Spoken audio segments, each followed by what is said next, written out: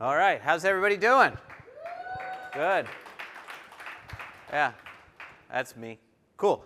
So I did not request. I did not get in the copyright in time. I was going to try to tweet out or X out or whatever we call it, Metallica, to get the rights to be able to play the song. Didn't. But I'm a big Metallica fan, and in the words of Metallica, there's a song, "Nothing Else Matters," and so I want to talk to you a little bit today about how nothing else matters besides customer acquisition. Let's talk about myself a little first. So, any big Marvel DC fans out there? Anybody? Okay, a couple. There's the new Superman coming out in a couple weeks. I'm going with my mom to see the Jurassic Park first, next week. I'm excited for that one. But my DC, my Batman, if I was going to say, is that I teach digital marketing analytics at Villanova University at nights in undergrad and MBA programs. So that's a little bit of my Batman. So I'm excited. Now I'll tell you about Listrak. So that's where I work. I'm the VP of AI and Revenue at Listrak. I've been there about 8 years. Listrak is a person-first marketing automation platform, and I'll show you a little bit of details about it here. So your website data, order data, product data, customer data, and behavioral data all together in one place to power personalization and journeys across email, SMS, MMS, RCS, app push. I need a breath, there's too many things, but all in one unified system to give them a better customer experience. Cool. So there's like the famous mic drop, not really a mic drop, but there's a seat drop there. So in there are some goodies from some clients of ours, as well as if you're on Shopify. Anybody on Shopify? Okay, few peeps, maybe half the room. Cool. So if you're on Shopify, we are a premier partner with Shopify, and everything, tags and all that, comes in real time and can be used with, can be used within our platform. We offer a valued at $25,000 consultative workshop of the power of what we can do to help your business grow. So that card is in there, scan it, we'd love to have that. Okay, cool. Ooh, going the wrong way. No, I'm not. All right, cool. Ride the Lightning is a Metallica album, so just went with Ride the brand. I'd like to take you on a little journey here. So in the words of Sabrina Carpenter, please, please, please change your definition of a new customer. You would think a new customer, if I bought today, I'm new. If I buy tomorrow, I'm repeat. Remove that from your mind and think that if I buy today, the next 364 days, that's new customer revenue. So within the first calendar year, if someone buys 20 times or if they buy one time, new customer revenue. Everybody okay with that? Cool, then the rest is repeats. So let's just say we had a $30 million brand. That was 60% new customer revenue. And I say that because I've looked over thousands of brands, and I don't mean year one is literally like Genesis inception of the brand. Obviously, then all revenue would be 100% new customer revenue because we're going for the first year. But I'm saying if a brand's been around maybe a decade or so, they're still probably getting close to 80% in e-com revenue from new customers within the last year. And even if you went a decade further, maybe 10, 20 years into existence, it'll still be over 50%. So again, acquisition, in the words of Metallica, nothing else matters. So if we had that, and I would implore you to look at your own customers this way and see where you are. I mean, even some of our largest big box brands that are clients, like Academy Sports is a client, even across their store footprint and e-commerce, it's still 25, 30, 35% coming from new customers. It just is the way it goes. So cool. If you had that $30 million brand, it was 60-40, you would have 18 and 12. I gotta go quick, man. We only got like 15 minutes. And you had a $75 AOV. If you got 1.2 orders, it's difficult to get a repeat order. A lot of your customers won't repeat order. So let's just say you could get 1.2 orders in that first year. That'd be $90 a new customer value. You'd have about 200,000 new customers. I restate some stats there for you. Now I want to show you why nothing else matters, because I'm going to take a quick look at retention. So this is across thousands of brands and even over years that looking at this data. One of the things you'll notice is, so orders, one-time buyers going to 2, 2-time to 3, 3-time to 4, 4-time to 5. Just to make the graph look a little easier, I grouped it into quarters, so 1 to 3 months, 4 to 6, 7 to 9, 10 to 12. How long did it take from that first order to get to the second, from the second to get to the third? You'll see that it goes up a little bit at each of the year marks. You guys will always have some yearly seasonal buyers, but in general it declines. And like, look here, 4 to 5 time buyers that haven't bought in the last year I mean, if you add up all these percentages, what's there, like a 6% chance that they ever buy from you again?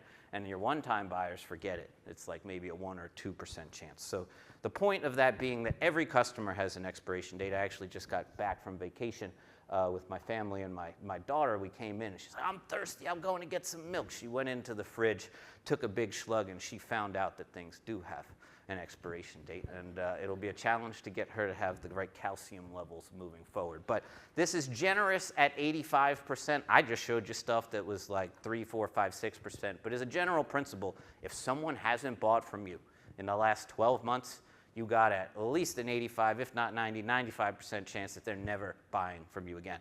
So you always need new customers. Now, so I won't bore you with the math, but so if you could find a 10% improvement, so those 200,000 new customers, if you made it 220,000, that would actually add 1.8 million in the example I spoke through, which is a 6% gain. If you guys were paying attention, like in class, I told you 60% new, so a 10% gain, 60% of 10% is 6%, so that's how the math flows through. But essentially, a 10% improvement in getting new customers or a 10% improvement in how much they spend with you will result in a 6% gain to your business. And in the words of Benson Boone, the #1 song on the charts right now, Mystical and Magical, it is not mystical and magical. It is very easy to do these things. I actually think you could do both. And who would like a 10% improvement in revenue? That's easy to do. I saw a few hands go, but they should have like soared to the sky, but that's okay. You guys have had a long day. Maybe you've had some people not bring the energy. That's okay. That's why you came here, right? So there's 2 ways to do it. You can increase the amount of new customers you get, or you can increase the quality. The thing is, not all of your customers are created equal. We are all individuals, and we are all different people, right? I'm a teacher, so I'm just going to give you a class example. So let's say a student had 5 classes, and they had 10 hours of study time. Can anybody tell me how long they'd plan to study for each of those classes? Yes, sir? Not a clue. You guys are all lying if you don't think that everyone would try to evenly divide to 2 hours per class, because that's what humans do. We like balance. We like things to be even. We like things to be fair, and we allocate time and money and space evenly across everything we do. If you guys had $1 million paid media budget and you had 4 groups to market to, I bet you're targeting or thinking about 250, 250, 250, 250. If you got photos to shoot for your products, you're probably thinking of splitting it between the different product lines. But what if not every product line leads to the same lifetime value customers, right? Maybe there's products you should completely shoot and ones you should never take a photo of ever again. Right? So that is wrong. Optimization is key. Let's say you were locked in, stone cold Steve Austin. You were going to get 100% whether you took the test or not. Well, then you shouldn't study for that one. That was Class C. Class D, this happened with my wife. She's a clinical licensed social worker therapist, and she was getting her master's degree, and she had to take a class in like Russian fairy tales, and she was studying like wildfire for it. And I'm like, what are you doing? You know, you really don't need to focus on that. Maybe 2 hours in major, 2 hours in major, but if you're really struggling in your major, give it 6 hours, right? So optimization is key. So now back to retail and your customers. Now, if you took all of your customers and you sorted them high to low spend with your brand, I've looked at hundreds and thousands of brands. This is like an eternal truth, like a tale as old as time and Beauty and the Beast, that the sun rises in the east and sets in the west. Okay, so 10% of your customers are going to drive no less than 40%, but usually 50, 55% of all of your revenue. Then you're going to have some absolute dogs. Half of your customers that have only bought once only drive 10% of your revenue. And the crazy thing is that these best ones are worth like 10 times your worst ones. But the cool thing about Listrak being a unified cross-channel platform is I can actually then see how many emails, app pushes, SMS, everything that those get. And I'll tell you across all I'll tell you across all brands that as they come in, we'll do this type of analysis to help brands grow.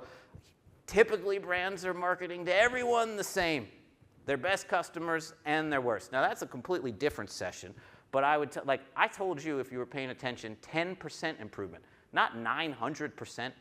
10x is 900%. You don't need a 900% improvement. You only need a 10% improvement, and it's pretty easy to do, kind of like Lady Gaga, abracadabra. That's in the top 10 too, just so you know. So how do you do it? You identify who those best customers are, and you go get more of them. So it could be a product category. It could be women it could be like summer dresses if you sell clothing, or it could be a certain skincare facial product. But if you look at categorization and lifetime value, there are going to be certain categories or certain product lines or certain brands that are worth 10, 20x. Those customers spend way more. Give you a little hint. It's usually normally your most expensive product. Someone that buys an expensive product has more disposable income. They're more interested in what you have. They want to get other things with it, et cetera. So there's a lot of psychology behind it.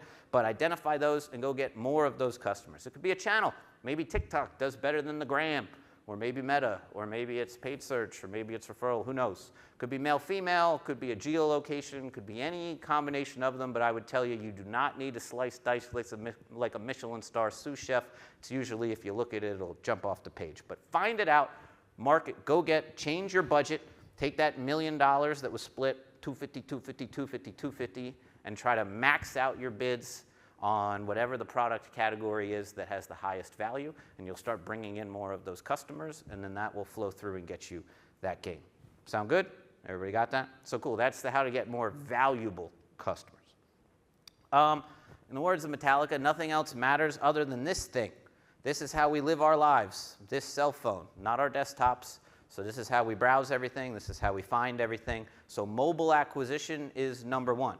And kind of like Isaac Newton, push and pull, opposite reaction equal opposite reaction, like recency rules. If someone's doing something on your site, market to them about that thing that's on your site, right? It's really not that hard. So like I said, you needed a 10% improvement in acquisition.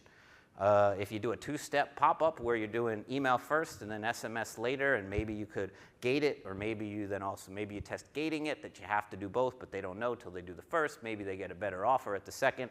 Various forms of it, but that'll usually get a 35% improvement. Again, for those in the back, a little louder. I only asked for 10, but that's 35%, right? Gamification, you guys don't like spinners, but consumers love to spin. They love inquisitive language. Like if you say, see what you can win. Everybody clicks. And then, I don't know, there's just a psychological component that once they've spun, they're more likely to give you that contact information. Even having little banners on the side, like a promo button on the side to get someone to sign up, can get a gain. So there's a lot of things. Design, timing, frequency, relevancy. One of the things we like to do with brands is when you understand who your best customer is. So let's go back to that example and say that we're going to say summer dresses with women. Then anyone who comes to the site from a paid media term, when they come in, and it's the category or group or ad group, whatever, of a summer dress, we then make a summer dress version of our acquisition tactics, showing those products, having maybe an exclusive offer because we know that the margin's different for those products, that we can give them a little more, or maybe we have to give them a little less. You can't do this infinitely, but if you do this for your top 4 or 5 best customer groupings, it can really see an uptick in acquisition and conversion there. So lots of other things here that you can look at: compelling headlines, minimal form fields. Those commercials where it's like, hey, here's Bob, be more like Bob. If this is Bob, you don't want to be Bob. Bob, maybe this is Bob in Pennsylvania because they just launched, I'm in Pennsylvania, and they just launched the law that you can't even be holding your cell phone in the car. It's not texting, it's not calling. If you're holding it and a cop sees it, you can get a ticket.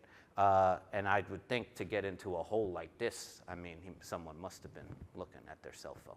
Tough crowd over here. It's okay. It's all right. But anyway, avoid some of these things. I call the first one the sprint seesaw. So if you got dev teams putting out sprints every week, every other week, once a month, whatever, maybe there's different versions of things on site, and then one of them breaks something and one doesn't, and like your acquisition may look great one week and then 2 weeks later look like crap, and then another week later after a sprint looks great. This has happened for a lot of brands. Cookie banners. I am not a lawyer, Esquire, any of that type of thing, but I would tell you that the US is very different than the EU, and you don't completely, absolutely need full accepted lawyer jargon consent before anybody can interact with your website. And if you do that banner and don't make that banner easy to hit accept or easy to interact with, or treat it as like a UX thing, you're going to tank your acquisition like wildfire if you stick up one of those banners. You can do a pre-check email acquisition point in checkout. You can't do it for SMS. SMS is opt-in, whereas email is opt-out. Lots of various different things that you can do. So then we see these are probably 8 of our top verticals that we work with. These are acquisition rates that we are very proud of. The shaft one, it's sex, hate, alcohol, firearms, and tobacco. We don't have a lot of sex and hate clients, but we do have alcohol, firearms, and tobacco. So on those, when you have to have age gates and people can only come into the website, we have a lot of tactics that can get very high acquisition. So there should be a card in your little mic drop goodie bag giveaway that has a link to our benchmarks, and it'll say email and SMS by campaign type and by vertical. We also have some specifically for beauty in there as well, so you can take a look. Cool. I thought I was really cool and intriguing with Commerce Next Steps, and then like the guy right before had it, and probably everybody had it. Alan must have told everybody to do it. I will admit that I asked Alan, hey, I got an idea, and told him, and then maybe the reason he chuckled was because he had been telling people, but that's okay. So key point, know that you will eventually lose every customer that you have. Nothing lasts forever. So identify the best ones you have, and then adjust your acquisition strategies to get more of them. If you can avoid sinkholes that could really hurt you, then you could get a 10, 15, 20% improvement in the quality, and a 10, 15, 20, 30% improvement in the count of acquisition, and I'm sure getting a 6, 12, 18, 24, 30% gain onto your business would really make you look awesome. So cool, we got about 4 minutes and 42 seconds left for questions. Anyone have a question?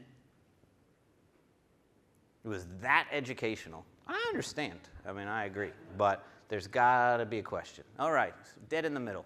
Okay. I actually use the Listrak platform for emails. And are you happy? Sure. Yeah, it's great. There's just one thing that drives me insane about it. And I already told your Listrak team earlier. But when you're setting up an email, and I know that the platform is so you can build within it, right? The font sizes for desktop and mobile are exactly the same. So you have to make them really small on desktop, and then they still look ginormous on mobile. Are you guys working on like some improvement in your platform to fix things like that? Yeah, I mean, so we can get you in touch with our chief product officer, but we have releases every single day of little things, and I would classify that in my, I stayed at a Holiday Inn Express last night. Product knowledge is like a bug fix, not a major, launch of a new AI feature. So I'm sure that they're probably working on it already if you told the team earlier today. So stay tuned for a positive update there. I can't wait. All right. Anyone else? I have one then. What are the biggest hurdles that you hear from potential clients, and how do you overcome those questions? So on acquisition or e-commerce in general or life? Any of the above. Okay. So challenges that most brands coming on have is that their budget keeps getting cut. They have less people to do the work, and they're expected to deliver more revenue. Then it's really great that they come down, wanting to work with Listrak, because unifying is a way to do it. Usually when you unify your personalization and all of your channels together, the cost of ownership is lower. But then additionally, it's less work because you don't need to meet with 3, 4, 5 different vendors. You don't need to use 3, 4, 5 different platforms, as long as you can make the fonts the right size, which we will make sure that happens as well. But then, so total cost of ownership goes down, time being able to dedicate to things goes up, and then additionally, when you're able to improve the customer experience, which the personalization of knowing, like everybody's done it, right, where you book a flight somewhere, and then you go on social media and you see the ad for the place, right? It's just because that's disparate vendors and they're not communicating on the browse and the view and the purchase, right? So when you're able to unify that data, customers get a better experience, and instead of being marketed for the flight that you already booked, you could be marketed for things that happen in that country, and places you could go, and things you could buy, and products that you could use on that trip, and things like that, and that, et cetera. Cool. Thank you.